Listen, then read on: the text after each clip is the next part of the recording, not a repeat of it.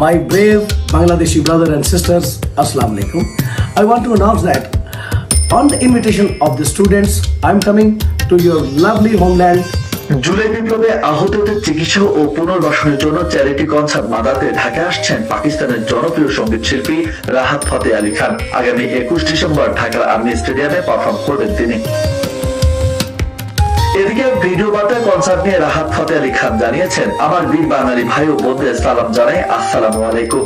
শিক্ষার্থীদের আহ্বানে আপনাদের সকলের জন্য গান গাইতে আসছি আপনাদের সুন্দর জন্মভূমি বাংলাদেশে। এরপর জুলাই অভ্যুত্থানে যারা আহত হয়েছেন তাদের পরিবারের জন্য তহবিল সংগ্রহের প্রচেষ্টার অংশ হিসেবে একটি দাতব্য কনসার্টে আপনাদের সকলের সাথে দেখা করব। I call my Bangladeshi brother and sister to together in Army Stadium on 21st December 2024.